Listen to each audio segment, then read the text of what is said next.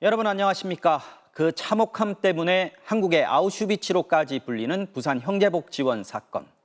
1975년부터 12년간 불황인과 공안사범, 일반 시민과 어린 아이들까지 마구잡이로 끌고 가 수용소를 방불케 하는 민간시설에 가둔 뒤 강제노동과 구타, 성폭행은 물론 살인과 암매장까지 자행해서 수많은 희생자가 발생한 사건입니다. 형제복지원에 시민을 수용하는 과정엔 경찰과 공무원들이 동원됐고 정부는 연간 수십억 원의 예산을 지원했습니다. 1987년 수용자 수십 명이 탈출하면서 비로소 형제복지원의 실체가 알려지기 시작했지만 놀랍게도 지난 35년간 국가기관의 진상조사는 단 한 차례도 이루어지지 않았는데요.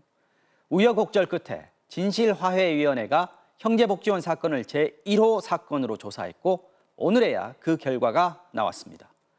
희생자 수는 그동안 알려진 것보다도 훨씬 많았고 국가 차원의 축소, 은폐 정황도 확인됐습니다. 먼저 윤수환 기자의 보도부터 보시겠습니다. 1970년대 중반부터 안전한 거리를 만들겠다며 시작된 대대적인 단속. 불황인과 공안사범뿐 아니라 퇴근길 시민과 길을 잃은 아이들까지 무차별적으로 형제복지원에 끌려갔습니다. 길게는 10년 넘게 구타와 성폭력 등 가혹행위를 당하며 강제 노동에 동원됐습니다. 냉동차 탑 그런 걸 가지고 와서 사람들 막 잡았어요. 훌륭한 생활하면서 그렇게 불법 구금된 전체 수용자만 3만 8천여 명. 저항하면 맞거나 정신과 약물을 투여당해야 했고 강제노역 급여도 수시로 빼앗겼습니다. 이 기간 사망자만 최소 657명이 확인돼 기존에 알려진 것보다 100명 이상 많았습니다. 당시 국민 사망률에 비해 최대 13.5배 높은 수준입니다. 형광불명 강제 실종에 해당하는 그런 사례라고 할 수 있겠습니다.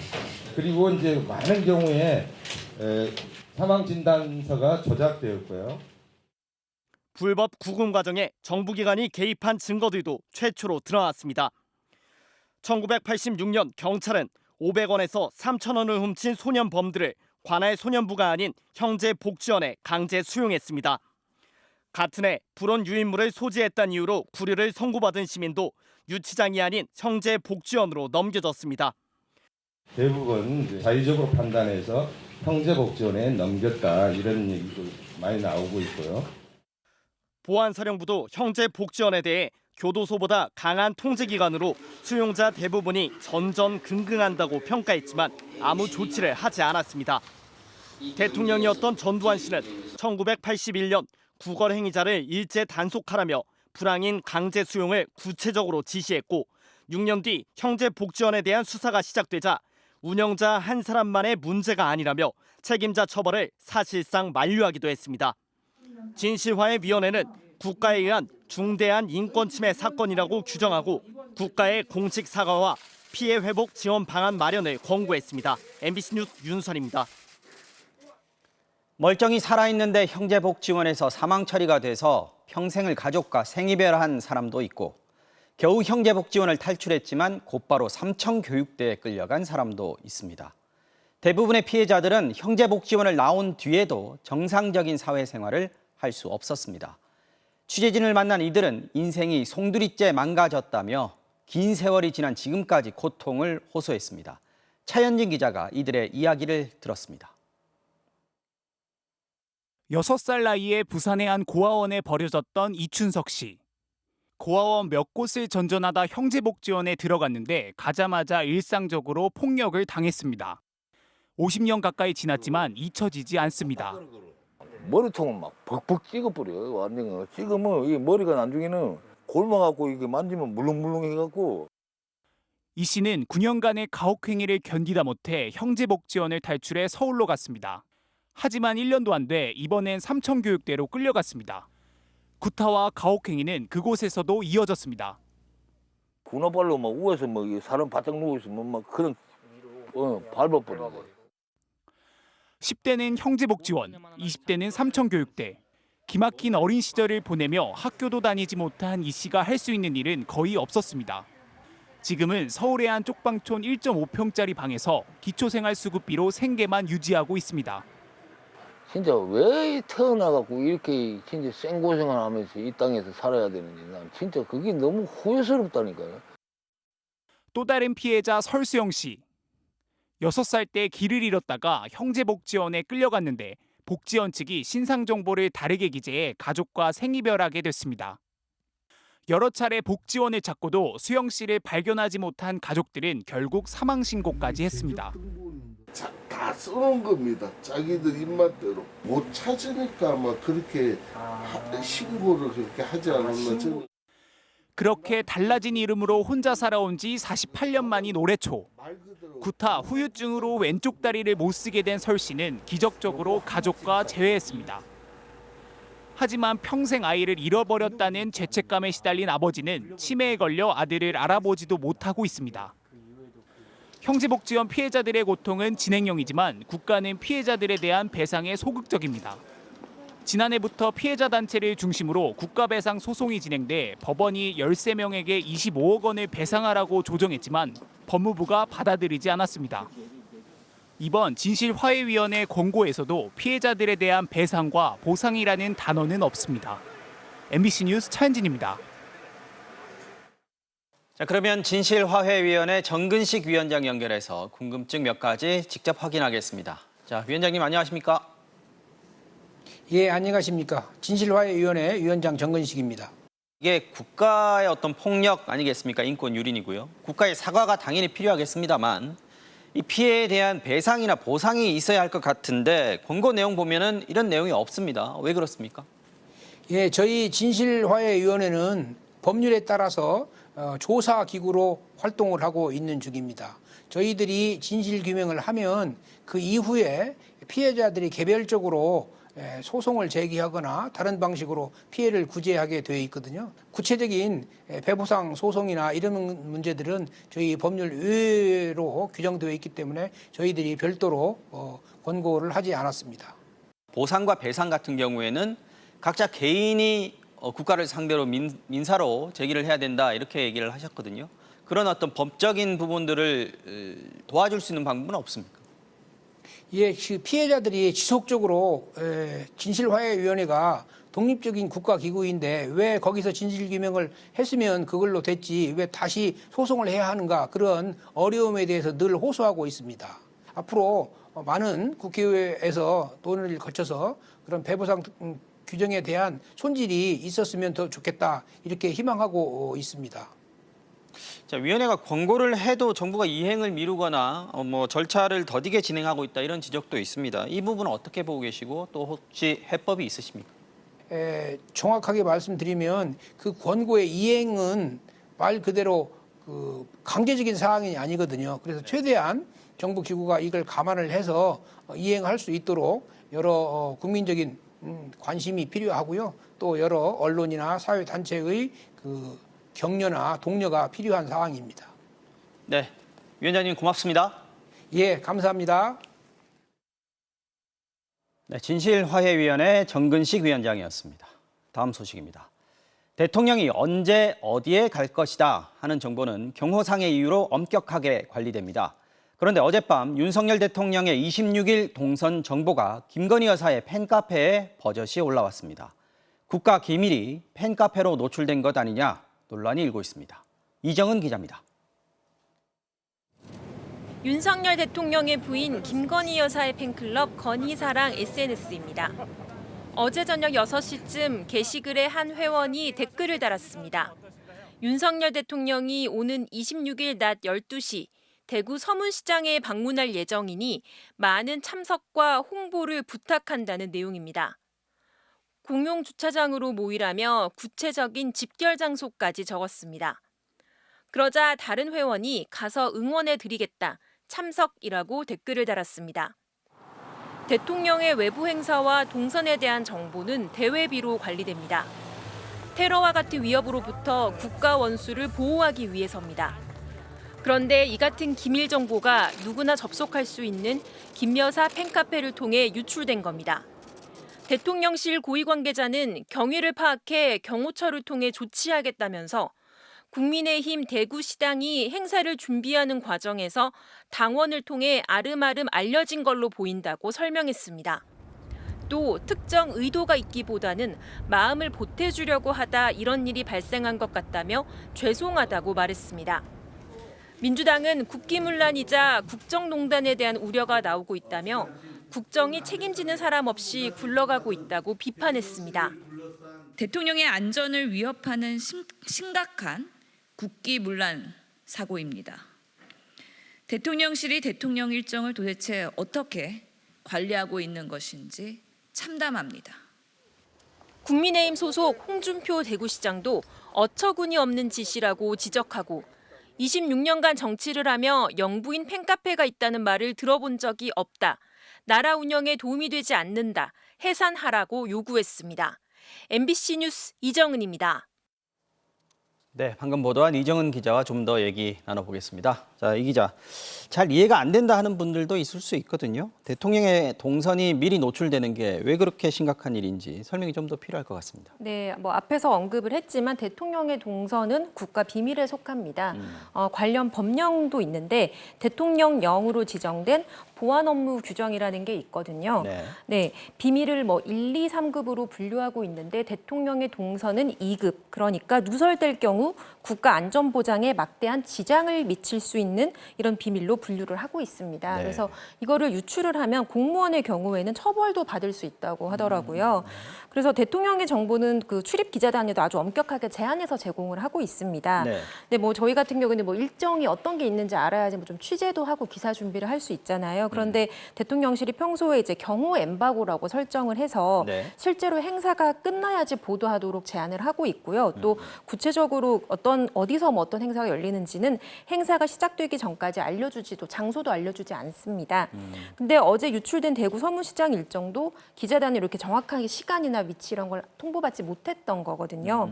그런데 이제 이런 정보가 김 여사 팬카페에는 아주 구체적으로 이제 올라와 있었던 거죠. 자, 그런데 김 여사의 팬카페가 구설에 오른 게 이번이 처음은 아니잖아요. 그렇습니다. 5월 말에는 김건희 여사의 팬클럽 두 곳에 사진이 올라왔었습니다.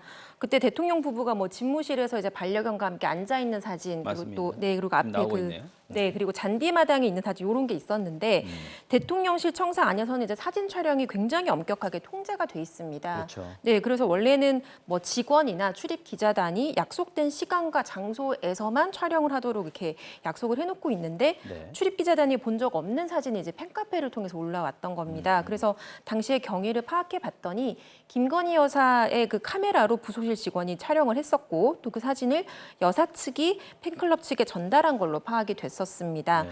근데 엄연히 이제 대통령 부부이다 보니까 공적인 영역에서 관리돼야 하는데 일정이나 사진이 비선을 통해 노출되는 것 아니냐. 당시에도 논란이 있었습니다.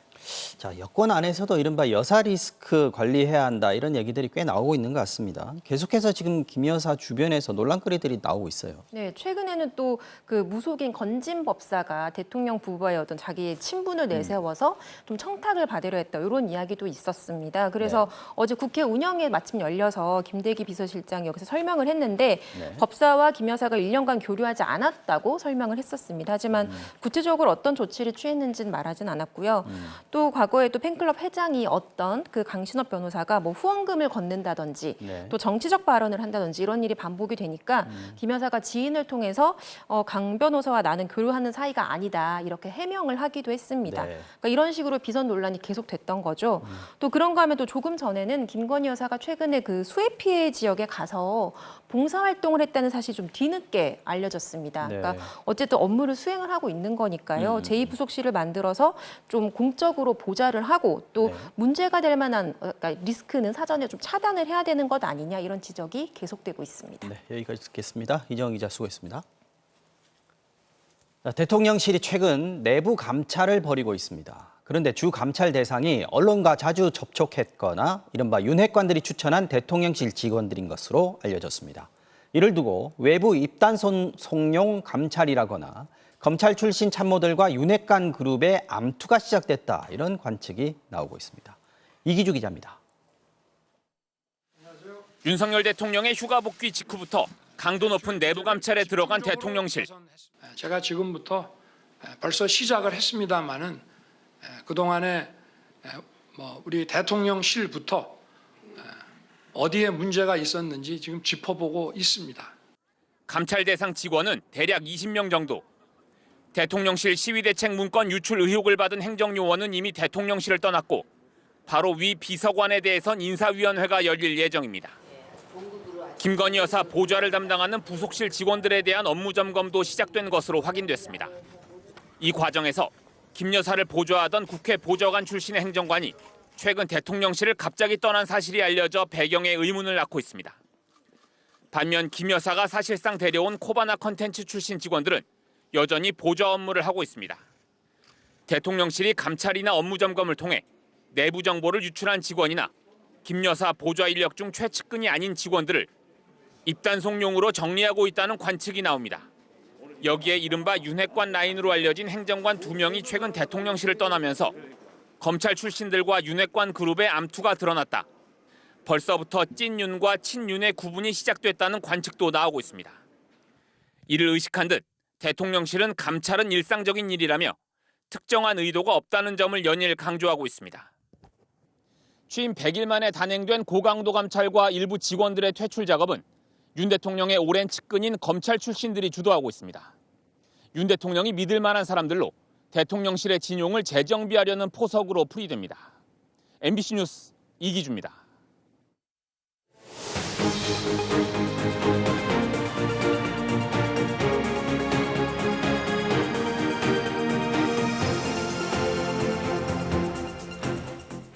다음 소식 전해드리겠습니다. 민주당 이재명 의원의 부인 김혜경 씨의 법인카드 의혹을 수사 중인 경찰이 이 사건의 핵심 인물인 배모 씨에 대해서 사전 구속영장을 신청했습니다.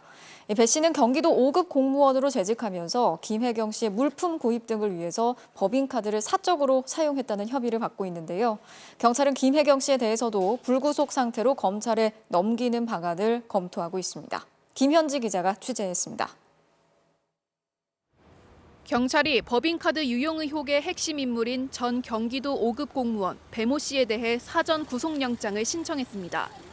이재명 더불어민주당 의원의 부인 김혜경 씨를 불러 조사한 지 하루 만입니다. 경찰에 따르면 배 씨에게 적용된 혐의는 먼저 업무상 배임입니다. 이재명 경기지사 시절 김혜경 씨를 위해 한우 등 포장 음식을 경기도 법인카드로 결제해 업무 추진비 2천여만 원을 유용했다는 겁니다. 가격이 근데 12만 원 넘는다고 하면 그래도 시켜요? 12만 원치 잘라달라고 그래요. 또 다른 혐의는 허위 사실 공표입니다. 법인카드 의혹이 제기된 지난 대선 당시 배 씨가 사실이 아니라고 부정했다는 겁니다. 검찰은 경찰이 신청한 영장을 법원에 청구할지 여부를 검토하고 있습니다. 이에 대해 이재명 의원은 경찰에 따르면 배 씨가 전달했다는 음식은 16건, 180만 원이라고 한다며 전부 사실이 아니라고 반박했습니다. 경찰은 김혜경 씨에 대해선 불구속 상태로 검찰에 송치하는 것을 검토 중인 것으로 전해졌습니다. 혐의 인정하셨습니까? 배 씨에게 카드 사적 유용 지시하셨습니까? 이재명 의원은 김 씨 관련 의혹에 대해서도 법인카드는 배 씨가 쓴 사실이 확인됐다며 아내는 배 씨가 사비를 쓴 것으로 알았고 별도의 음식값을 줬다고 강조했습니다. 이번 사건 공소시효는 다음 달 9일까지로 얼마 남지 않은 만큼 경찰은 이달 말까지 수사를 마무리할 방침입니다. MBC 뉴스 김현지입니다. 민주당 내에서 이른바 이재명 사당화 논란을 일으켰던 당헌 개정에 제동이 걸렸습니다. 권리당원 전원투표를 당의 최고 의사결정 방법으로 하는 조항을 새로 만들려고 했는데 이게 오늘 당 중앙위원회에서 부결이 된 건데요. 이른바 이재명 당이 되는 것에 대한 우려와 견제 심리가 작동한 결과라는 분석이 나오고 있습니다. 박윤수 기자가 전해드리겠습니다. 더불어민주당 비대위가 추진했던 당원 개정안의 핵심은 크게 두 가지입니다. 부정부패 혐의로 기소된 당직자의 직무를 정지하는 규정을 당무위 의결로 취소할 수 있다는 개정안과 권리당원 전원투표가 전국 대의원대회 의결보다 우선하는 당의 최고 의사결정 방법이라는 조항의 신설입니다. 그런데 당 중앙위원회에서 제동이 걸렸습니다. 중앙위원 566명 중 430명의 투표 결과 찬성 268명, 반대 162명으로 찬성이 많았지만 제적 인원의 과반을 넘기지 못해 부결된 겁니다. 당헌 개정의 건은 50%에 미달하여 부결되었음을 선포합니다. 당내에선 특히 권리당원 전원투표 조항 신설이 결정적이었다는 분석이 나옵니다.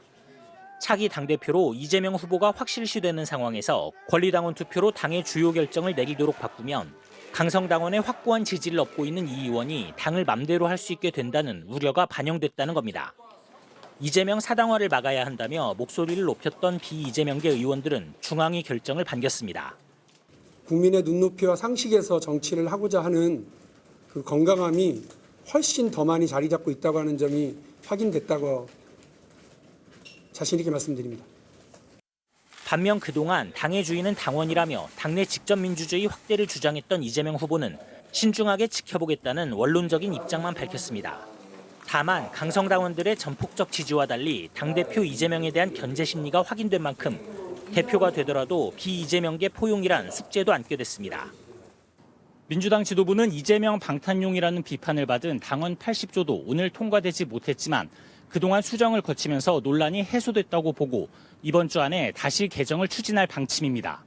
MBC 뉴스 박윤수입니다. 미국이 지난주부터 자기 나라에서 생산된 전기차에만 보조금을 주고 있습니다. 그러니까 테슬라는 보조금을 주고 현대차는 주지 않는 건데요.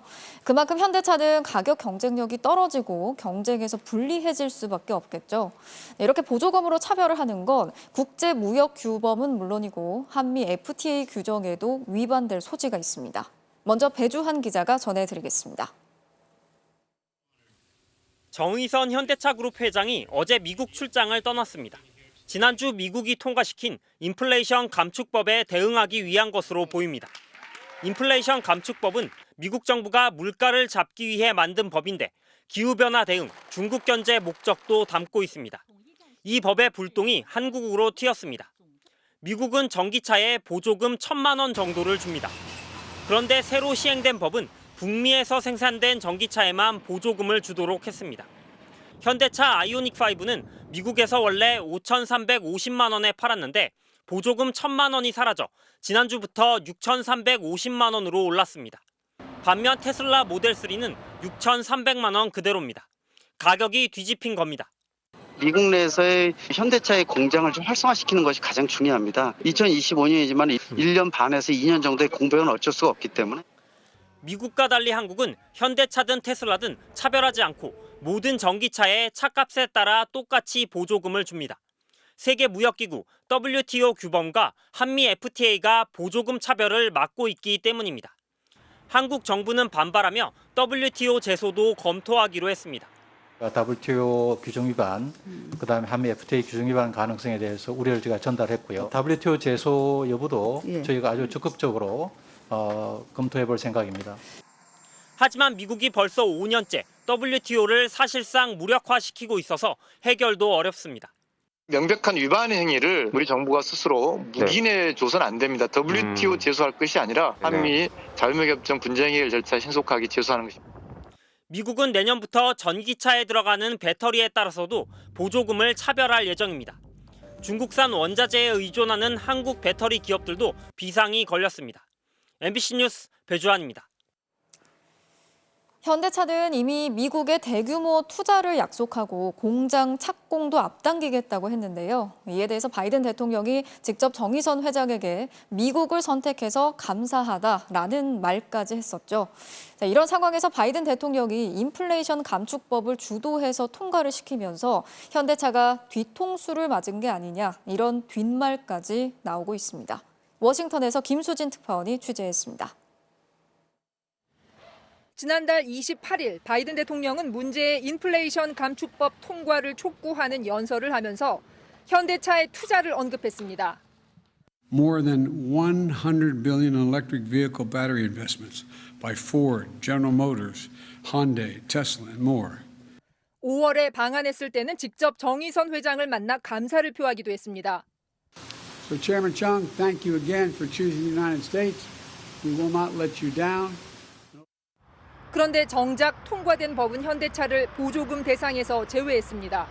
실속은 다 챙기고 뒤통수를 쳤다는 말까지 나오는 상황. 하지만 미국의 이런 움직임은 이미 예견된 일이었습니다. 문제의 법안도 작년부터 추진하다가 이번에 인플레 감축법으로 이름만 바꿔 통과된 겁니다. 그간 배터리와 반도체에서 중국 의존도를 줄이겠다고 공언해온 만큼 실제로는 중국 견제가 주요 목적입니다. This is an important piece of legislation that was worked on over the course of many months that will allow us to carry forward key elements of the domestic agenda. 이번 법안은 오는 11월 중간 선거를 앞두고 이른바 메이드 인 아메리카를 강화해 미국 내 제조업 부활을 통한 일자리 창출도 목표로 하고 있습니다. 내년부터는 배터리 원자재를 일정 비율 이상 미국산을 써야 보조금을 주기로 했는데 현대뿐 아니라 유럽과 일본의 자동차 제조사들도 모두 대상에서 제외됩니다. 현재 법안대로라면 내년에는 보조금 대상이 되는 차량이 GM과 포드 같은 미국 회사 만여 대에 불과하다는 분석도 있습니다. 오늘 발표된 바이든 대통령의 지지율은 지난 6월 이후 처음으로 40%를 넘었습니다. 미국 언론들은 인플레이션 감축법 통과를 지지율 반등의 주요 이유로 꼽고 있습니다. 워싱턴에서 MBC 뉴스 김수진입니다. 윤석열 대통령을 절대자라고 칭하면서 신군부에까지 비유한 이준석 전 대표의 탄원서를 놓고 당내 후폭풍이 거센 상황입니다. 발언의 수위가 도를 넘었다는 지적이 이어졌는데 이에 대해서 이 전 대표는 윤석열 정부에서 얼마나 위험한 일이 벌어지고 있나부터 따져보라면서 공격을 멈추지 않았습니다. 김민찬 기자가 이 소식 취재했습니다. 이준석 전 대표의 자필 탄원서 공개 이후 당내에선 경고와 우려의 목소리가 오늘도 이어졌습니다. 이준석 전 대표의 발언 수위에 대해서는 좀 어떻게 생각하십니까? 발언 수위가 너무 과하죠. 너무 과하죠. 신군부라면 지금 이준석 대표 지금 이렇게 떠들도록 이렇게 놔두지도 않을 것 같아요. 그러나 이 전 대표는 탄원서를 자기들이 유출해놓고 자기들이 평론하고 있다며 후한 무치하다고 날을 세웠습니다. 그러면서 자신에 대한 지적보다 윤석열 정부가 얼마나 위험한 일을 벌이고 있는지부터 따져보라고 판박했습니다. 보수 정당 역사상 대통령이 뭐라고 하는데 바짝 엎드려가지고 잘 사는 사람들 비판하고 싶은 분 있으면은 이 사태가 과연 제대로 된 상황인지 아닌지부터 판단하시고. 윤 대통령에 대한 비난도 이어갔습니다. 내부 총질 문자에 대해 아무런 입장 표명 없이 자기들끼리 담합해 비대위로 가고 있다며 이런 일이 반복되면 그게 신군부라고 강조했습니다. 윤 대통령 측으로부터 대표직을 사퇴하면 경찰 수사를 해결해 주겠다는 제안을 받았다는 탄원서 내용을 놓고도 논란인데 이 대표는 제안자는 밝히지 않겠다면서도 사실이라고 거듭 강조했습니다. 하지만 제안자로 알려진 국민의힘 의원은 MBC와 통화에서 천만의 말씀이라며 전혀 그런 일이 없다고 강하게 부인했습니다. 이 전 대표에 대한 경찰 수사를 압박하기 위해 윤핵관 의원이 경찰 고위 관계자를 만났다는 의혹이 제기됐지만 해당 의원 역시 소설 같은 얘기라고 일축했습니다. 이준석 전 대표가 또 어떻게 재반박에 나설지 관심이 쏠리고 있습니다. MBC 뉴스 김민찬입니다. 사회로부터 고립된 채 세상을 떠난 수원 세 모녀, 이들의 마지막 가는 길마저 쓸쓸해지게 됐습니다. 시신을 인수할 연고자가 나타나지 않아서 결국 무연고자 장례를 치르게 된 건데요. 정부가 연일 보완 대책을 내놓고 있지만 그저 땜질 처방에 그치고 있다는 비판이 나오고 있습니다. 이준범 기자가 전해드리겠습니다. 텅 빈 장례식장, 영정사진도 없이 위패만 놓여져 있습니다. 경찰이 수소문에 찾은 먼 친척이 시신 인수를 포기하면서 세 모녀는 결국 무연고자 처리가 됐습니다. 수원시 지원으로 공영 장례가 치러집니다. 숨진 이후에야 국가의 도움을 받을 수 있게 된 겁니다. 매우 안타깝게 생각하고 고인에 대해 깊은 애도를 표합니다. 세 모녀는 정부의 위기가구 선별 대상 12만여 명에도 들어있지 않았던 것으로 확인됐습니다. 정부는 단전과 단수, 건보로 체납 등 34가지 정보를 통해 위기가구를 선정하는데 이들은 건보로 체납 한 가지만 확인돼 고위험군으로 분류되지 않았던 겁니다. 공과금 체납과 금융채무, 세대주 사망 등 다른 위기정보에도 해당됐지만 누락됐습니다. 정부는 다음 달부터 중증질환 의료비 지원 내역 등 5가지 정보를 추가해 감시망을 강화하겠다고 밝혔지만 기존 항목조차 누락되는 상황에서 실효성에 의문이 제기됩니다. 정부는 또 새 모녀처럼 주거지를 알 수 없는 경우 경찰과 협조해 찾는 방안도 검토하기로 했습니다. 하지만 위치 확인은 개인정보 보호를 위해 제한적인 데다 법적 근거도 마련해야 가능합니다. 인력 문제도 걸림돌입니다. 숨은 복지 대상자를 찾는 일을 담당하는 공무원 대다수가 코로나 대응에 차출돼 있는 상황. 결국 제도를 전체적으로 보완하지 않는다면 땜질 처방이 될 수밖에 없다는 비판입니다. 이번에도 정부가 소극적인 태도로 일관한다면 복지 사각지대 문제 해결은 요원할 뿐만 아니라 빈곤한 시민이 생활고로 인한 삶을 비관하며 죽음을 택할 수밖에 없는 비극적인 상황이 반복될 우려가 큽니다. 현실을 반영하지 못하는 재산 기준과 소득 환산 방식, 부양 의무자 기준도 복지제도의 큰 장벽이라고 전문가들은 지적합니다. MBC 뉴스 이준범입니다.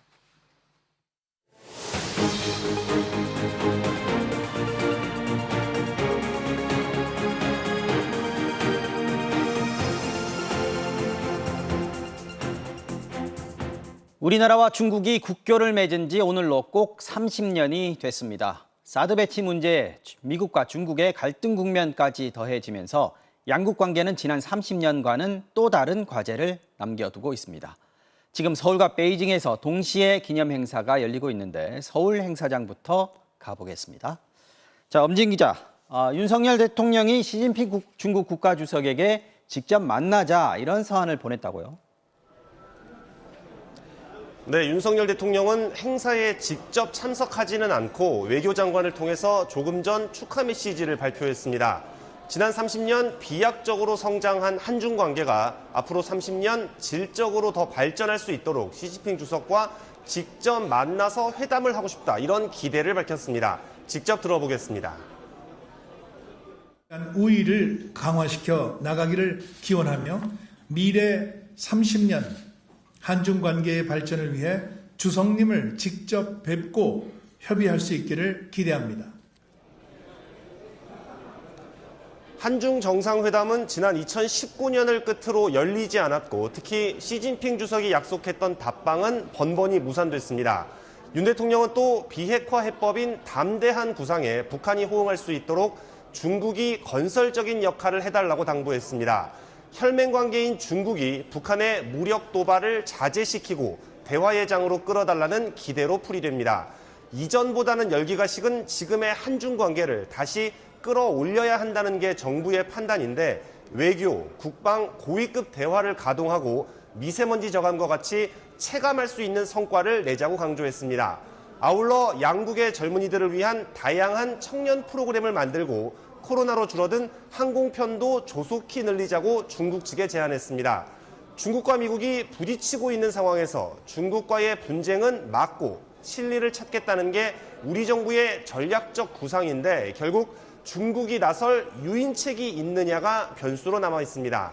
한중 수교 30주년 기념 행사가 열리고 있는 서울 포시즌스 호텔에서 MBC 뉴스 엄지인입니다.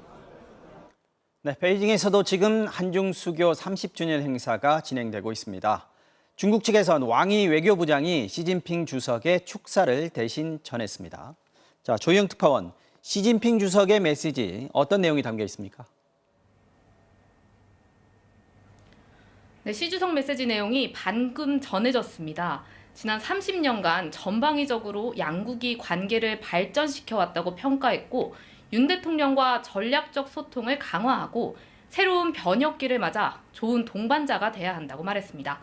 사드 같은 현재 양국 간 민감한 현안에 대해선 직접적인 언급은 없었는데 전략적 소통을 강화하길 희망한다는 말에서 미국과 대립 관계에 있는 중국 상황에서 한국에 대해 우회적인 압박을 가하는 듯한 분위기를 읽을 수 있습니다. 윤 대통령이 시 주석과 만남을 희망한다고 전한 데 대해서 시 주석의 입장은 따로 언급되진 않았습니다. 오늘 행사에서 중국 측 최고위 인사는 왕이 외교부장인데 우리 장관급인데요. 10년 전 수교 20주년 행사에는 주석 취임을 앞둔 시진핑 당시 국가부주석이 참석했습니다. 지금 양국 간 관계가 예전 같진 않다는 걸 보여주는 방증이기도 합니다. 베이징에선 30주년을 기념한 매체 보도가 많지 않았는데 관영 매체 글로벌 타임스는 한중 간 더 나은 관계를 위해선 사드 배치 이슈를 피해야 한다고 주장하면서 각을 세우기도 했습니다. 오늘 수교 행사가 열리는 갸오위타이는 우리는 조어대라고 부릅니다. 여기 국빈관 17호각은 지난 1992년 양국이 수교 문서에 서명한 곳입니다. 양국이 모두 교류와 협력을 강조하는 메시지를 내놨지만 지금 우리를 둘러싸고 미중 간의 갈등이 첨예한 상황이죠. 또 어제 전해드렸지만 양국 국민 간의 정서가 좋지 않은데 소통이 너무 막혀 있습니다. 코로나로 막힌 사람들 간의 왕래가 풀릴 수 있도록 하는 방안이 어서 필요해 보입니다. 지금까지 베이징에서 전해드렸습니다. 네, 지금 주한 중국 대사인 싱하이밍 대사는 수교 협상에도 참여했고 30년 전 맨 처음 서울 땅을 밟은 한중 외교의 산 증인이기도 합니다. 기자가 대사관에 가서 싱 대사와 인터뷰를 했는데 민감한 현안에 대한 중국의 입장을 명확하게 밝혔습니다. 특히 미국 주도의 반도체 동맹에 한국이 참여하는 문제에 대해서 한국을 믿는다면서도 심사숙고할 필요가 있다고 말했습니다.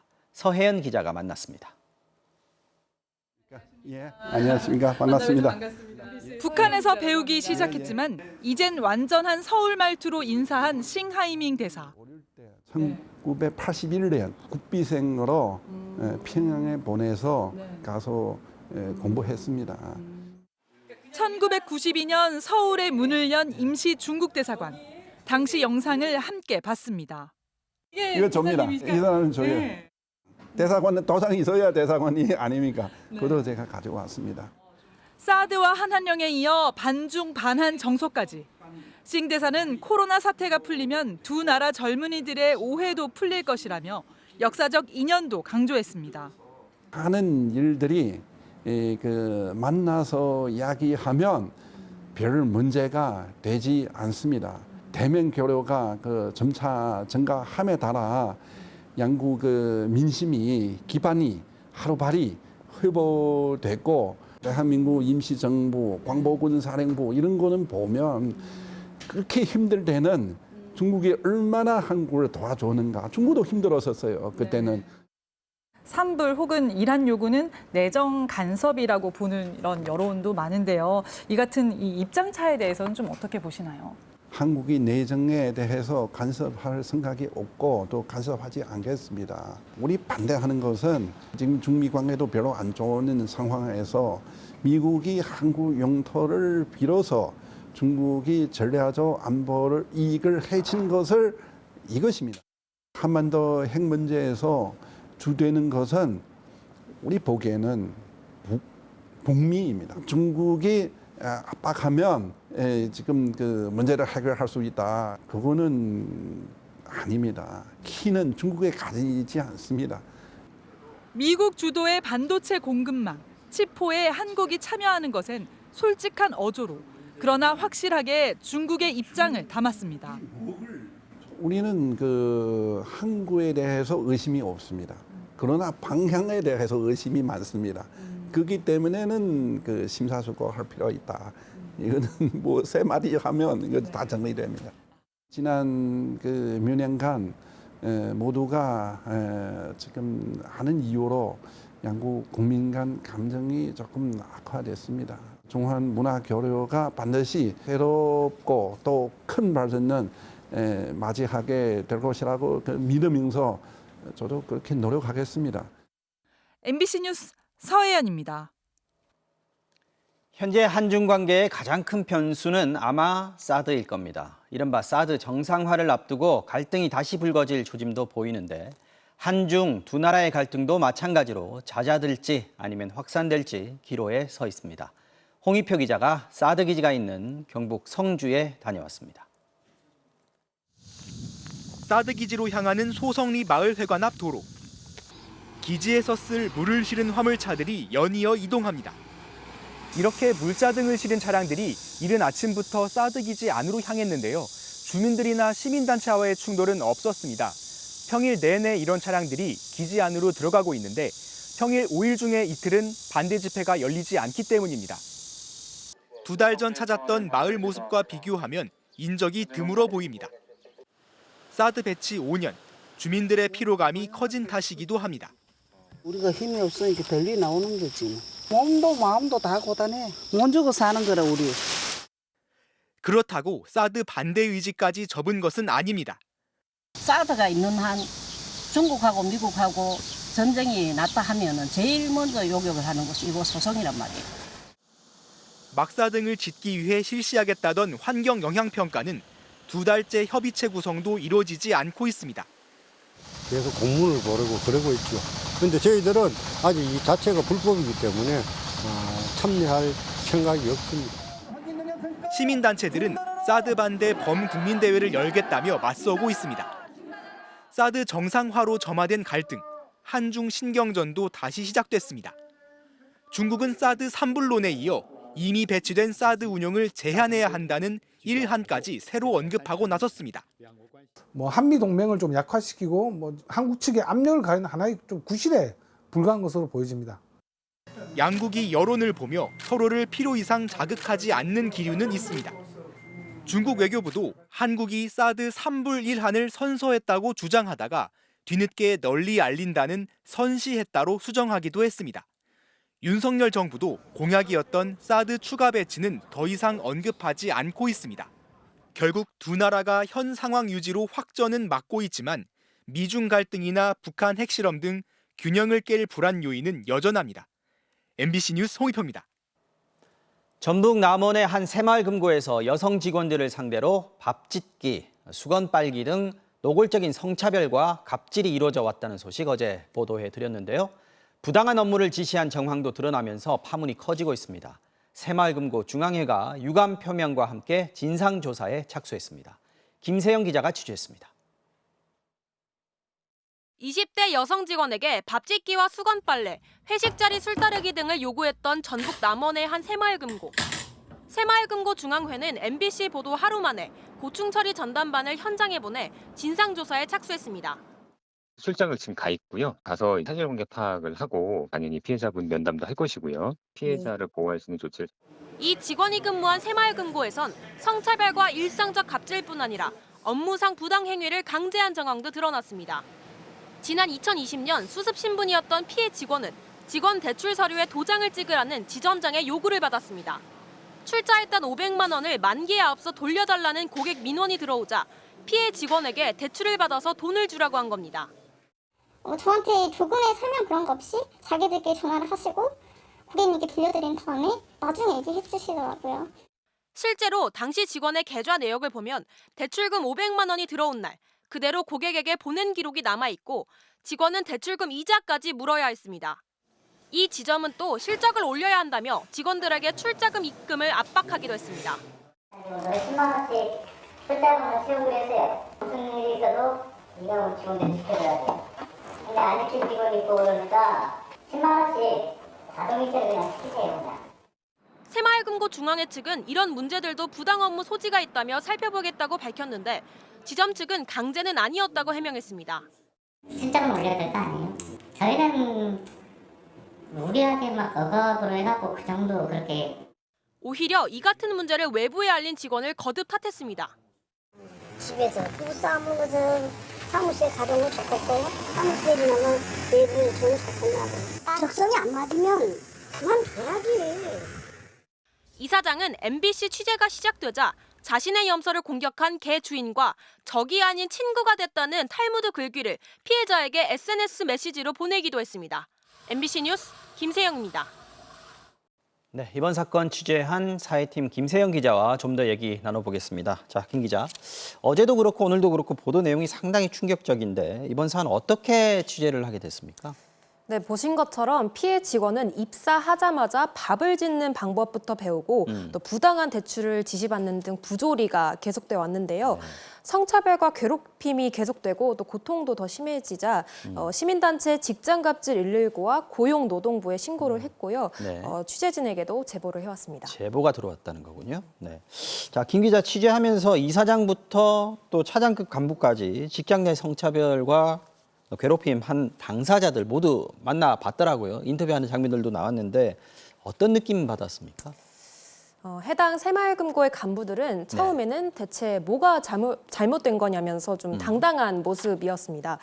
노골적인 성차별은 물론 상사에게 무조건 복종하라는 지침에 대해서 묻자 이사장은 시대가 변했어도 과거에서 배울 점이 있다면서 소위 요즘 사람인 저는 이해하지 못할 거라고 말했습니다. 네.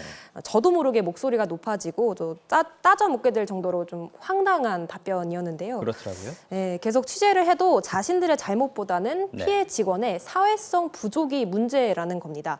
부적절한 지시라고 보일 수 있겠지만 사회생활의 일부니까 수용했어야 했다는 겁니다. 자, 근데 새마을금고에서 이런 사례가 지금 처음이 아니지 않습니까? 뭐 지점 전부가 그렇지는 않겠습니다만 그렇다고 해서 이 지점에만 국한된 문제다 이렇게도 볼 수 없는 거거든요. 그러면 구조적으로 어떤 뭐 문제가 있는 겁니까? 네, 새마을금고에서는 최근 몇 년간 다양한 직장 내 괴롭힘 신고가 접수됐습니다. 네.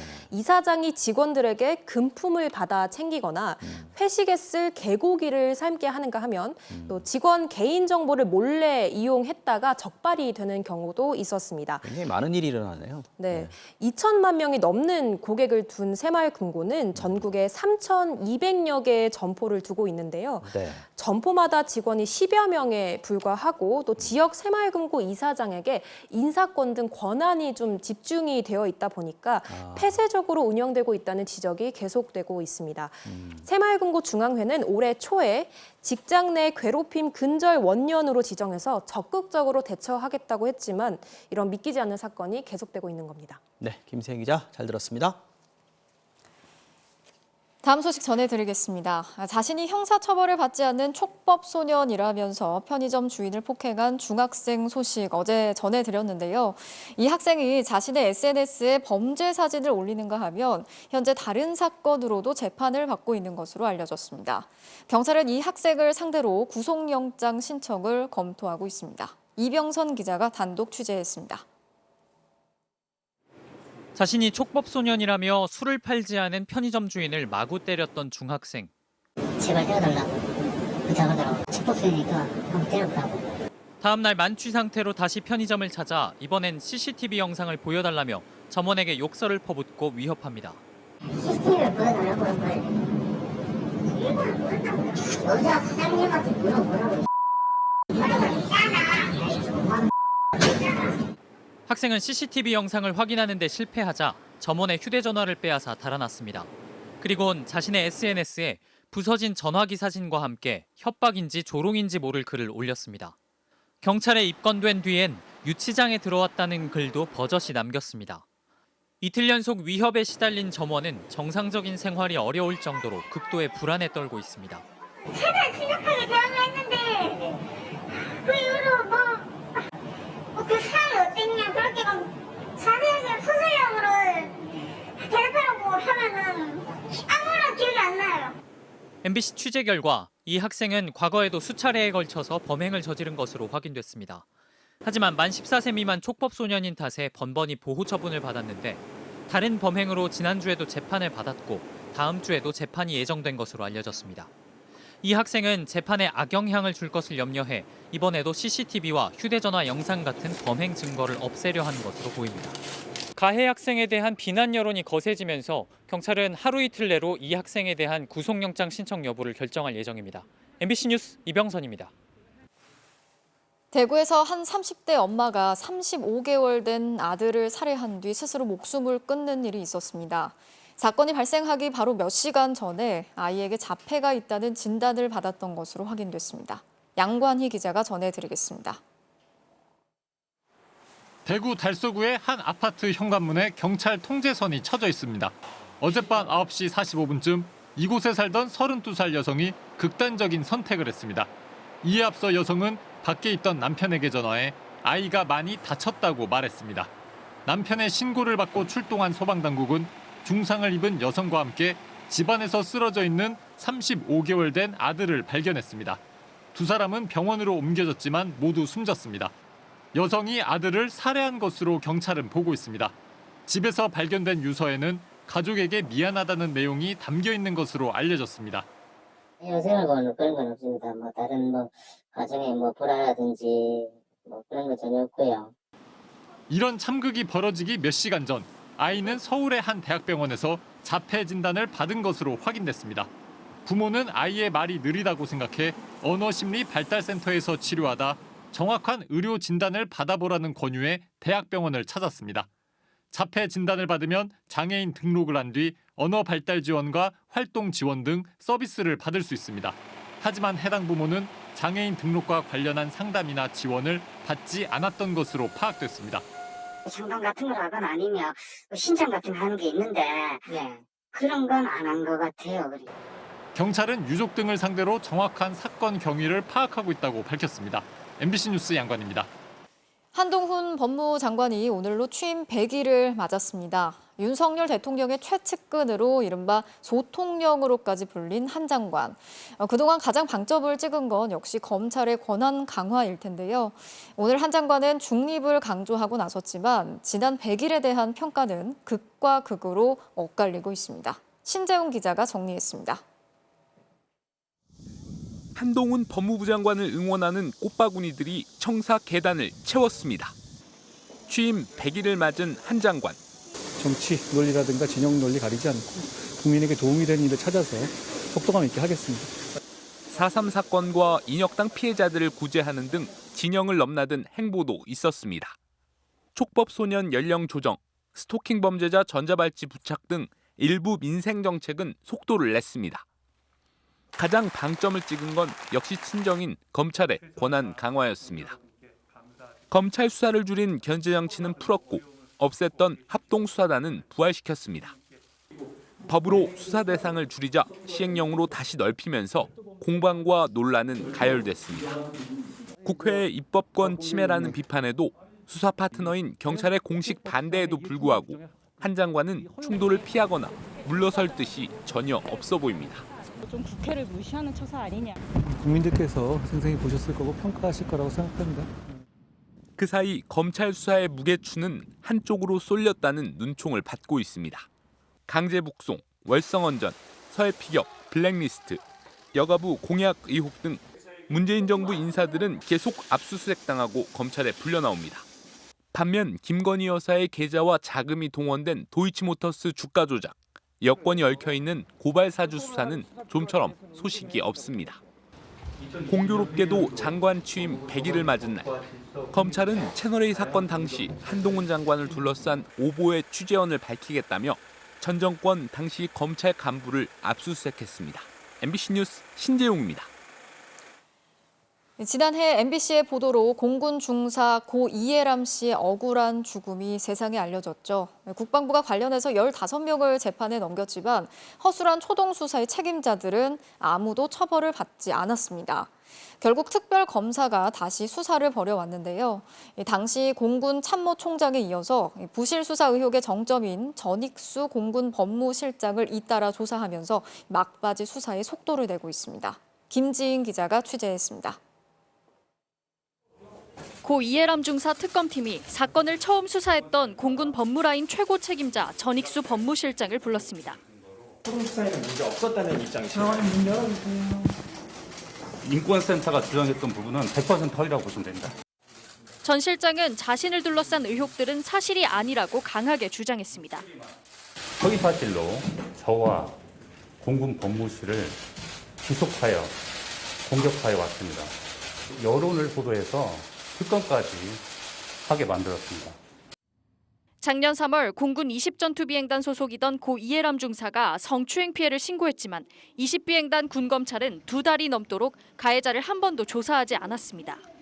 특검팀은 전 실장에게 당시 성추행 신고가 즉시 보고됐는지 어떻게 조치했는지를 확인했습니다. 또 국방부가 초동 수사 부실에 대해 수사에 나서자 압수수색 정보 등을 빼내 대비했다는 의혹도 따져 물었습니다. 다만 전 실장이 가해자의 불구속 수사를 지시했다는 녹취록은 이미 특검 수사 결과 조작된 것으로 확인된 상태입니다. 특검팀이 이성용 전 공군 참모총장에 이어 의혹의 정점인 전익수 실장까지 조사하면서 수사는 마무리 수순에 들어갔습니다. 공군본부와 군부대 등 수십여 곳이 민간 특검에 압수수색을 당했고 군 관련자들이 줄줄이 소환됐습니다. 기밀 누설 혐의를 받고 있는 군사법원 군무원, 고 이중사의 명예를 훼손한 의혹을 받은 군 공보장교의 구속영장이 잇따라 기각되며 수사가 주춤하기도 했습니다. 특검팀 활동 기한은 오는 9월 12일까지로 채 20일이 안 남았습니다. 특검팀은 전익수 실장 등 공군 수뇌부의 신병과 사법 처리 여부 등을 최종 결정하며 100일의 활동을 마무리하게 됩니다. MBC 뉴스 김지인입니다. 다음 달 열릴 프로야구 신인 드래프트에서 전체 1순위 지명이 유력한 선수죠. 서울고 김서현 선수가 오늘 고교 무대 마지막 등판에 나섰습니다.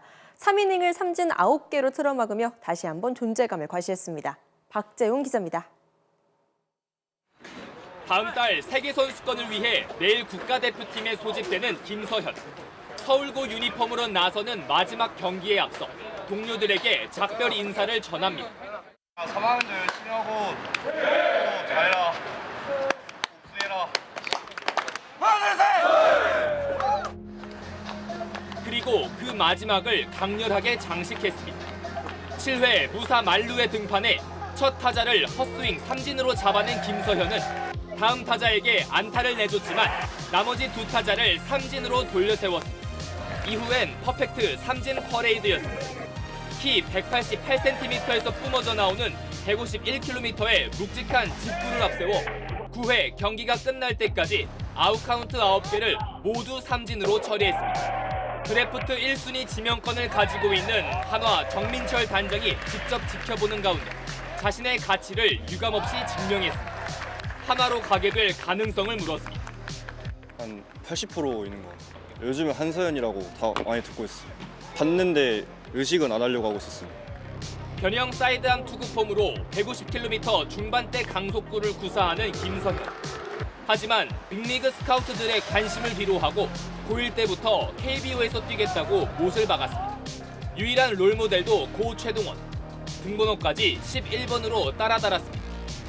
어렸을 때 봐서 저렇게 던질 수 있나라는 생각이 좀 있었어요. 팀을 위해서 던지는 게 확실히 눈에 보이는 선수였고 어깨가 아픈 도중에도 원봉승이나 그런 걸 할 수 있다는 게 정말 본받고 싶은 마음이 있어가지고 롤모델 삼게 되었어요. 붙어보고 싶은 상대로는 강백호를 꼽았습니다. 고등학교 때부터 이름을 크게 날렸던 형이고 서울고 출신 형이고 붙어보고 싶습니다. 저는 직구 위주로 하겠습니다. 목표는? 삼진 잡겠습니다. 그리고 자신감 넘치는 패기로 프로를 향한 출사표를 던졌어요. 선발 마무리 중간 다 제가 변화구가 제구가 돼서 저는 길게 갈 수 있는 투수니까 꼭 뽑아주셨으면 좋겠습니다. 국가대표에서든 프로 시합에서든 위기 때 내가 꼭 나왔으면 좋겠다 하는 선수가 되고 있습니다. MBC 뉴스 박재웅입니다.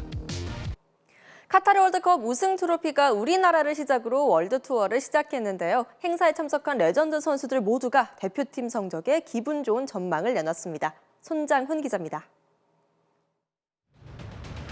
카타르 월드컵 개막을 석 달 앞두고 전 세계 51개국을 도는 우승 트로피 월드 투어. 우리나라에 가장 먼저 그 모습을 드러냈습니다.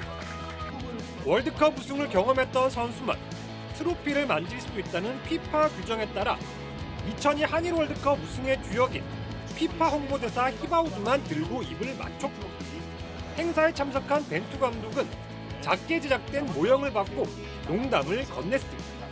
Do troféu de campeão do mundo não é obviamente suficiente. 그래도 본선 성적 기대감은 적지 않았습니다. 한국 축구 레전드인 차범근과 박지성은 물론 저는 대한민국 대표팀이 이번 카타르에서 8강 가기를 희망합니다. 우리가 모두 같은 꿈을 가지고 응원을 한다면 대표팀이 소망하는 16강에 진출할 것으로 생각을 합니다. 홍보대사 히바우드는 아예 한 수를 더 떴습니다. A própria Coreia chegou naquela Copa do Mundo na semifinal e quem sabe agora também possa fazer uma. 가장 기대되는 선수로 모두가 손흥민을 뽑았습니다. 아마 이번 세 번째 출전에서 3골을 넣으면서 그러면 당연히 그 최고의 기록은 손흥민 선수가 갖게 되리라고 믿어 의심치 않습니다. 내일 하루 일반인에게 공개될 우승 트로피는 한국 투어를 마치고 모레 일본을 거쳐 호주로 이동할 예정입니다. MBC 뉴스 손장훈입니다. 잉글랜드 컵 대회에서 나온 이른바 바나나킥입니다. 코너킥이 절묘한 궤적을 그리면서 골문으로 빨려 들어갔네요. 수요일 밤 스포츠 뉴스였습니다.